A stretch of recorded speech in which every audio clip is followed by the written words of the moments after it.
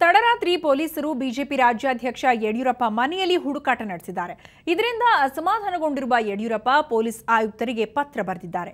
ಅಷ್ಟಕ್ಕೂ ಯಡಿಯೂರಪ್ಪ ಮನೆಯಲ್ಲಿ ತಡರಾತ್ರಿ ಪೊಲೀಸರು ಶೋಧಿಸಿದ್ದಕ್ಕೆ ಯಡಿಯೂರಪ್ಪ ಪತ್ರ ಬರೆದಿರೋದಕ್ಕೆ ಇಲ್ಲಿದೆ ನೋಡಿ ಕಂಪ್ಲೀಟ್ ಡೀಟೇಲ್ಸ್. ಬಿಎಸ್ವೈ ಪಿಎ ಸಂತೋಷ್ಗಾಗಿ ಪೊಲೀಸ್ ತಲಾಶ್. ಮಧ್ಯರಾತ್ರಿ ಯಡಿಯೂರಪ್ಪ ಮನೆ ಶೋಧಿಸಿದ ಪೊಲೀಸ್.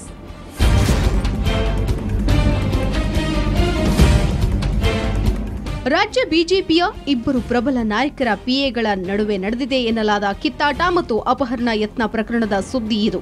ವಿಪಕ್ಷ ನಾಯಕ ಈಶ್ವರಪ್ಪ ಪಿಎ ವಿನಯ್ ಮತ್ತು ಬಿಜೆಪಿ ರಾಜ್ಯಾಧ್ಯಕ್ಷ ಬಿಎಸ್ ಯಡಿಯೂರಪ್ಪ ಪಿಎ ಸಂತೋಷ್ ನಡುವಿನ ಸಿಡಿ ಸುದ್ದಿ ಸಾಕಷ್ಟು ಸದ್ದು ಮಾಡಿತ್ತು. ಅಲ್ಲದೆ ವಿನಯ್ ಅಪಹರಣದಲ್ಲಿ ಸಂತೋಷ್ ಪಾತ್ರ ಇದೆ ಅಂತ ಬಿಂಬಿತವಾಗಿತ್ತು. ಅದರ ಮುಂದುವರಿದ ಭಾಗವಾಗಿ ಪೊಲೀಸರು ಸಂತೋಷ್ಗಾಗಿ ಯಡಿಯೂರಪ್ಪರ ಮನೆ ಸರ್ಚ್ ಮಾಡಿದ್ದಾರೆ.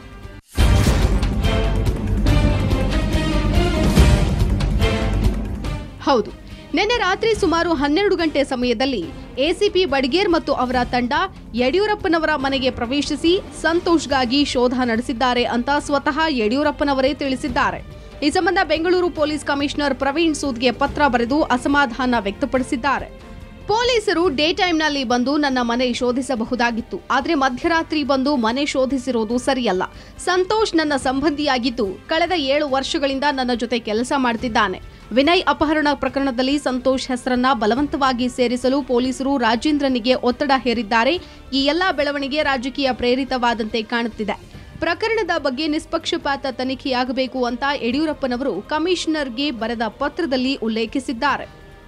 ಒಟ್ನಲ್ಲಿ ಈಶ್ವರಪ್ಪ ಪಿಎ ವಿನಯ್ ಕಿಡ್ನಾಪ್ ಯತ್ನ ಪ್ರಕರಣಕ್ಕೆ ಬಿಗ್ ಟ್ವಿಸ್ಟ್ ಸಿಕ್ಕಿದೆ. ಪ್ರಕರಣದ ತನಿಖೆ ಕೈಗೆತ್ತಿಕೊಂಡಿರುವ ಮಹಾಲಕ್ಷ್ಮಿ ಲೇಔಟ್ ಪೊಲೀಸರು ತನಿಖೆ ಪೂರ್ಣಗೊಂಡ ಬಳಿಕವೇ ಪ್ರಕರಣದ ಅಸಲಿಯತ್ತು ಬಯಲಾಗಬೇಕಿದೆ.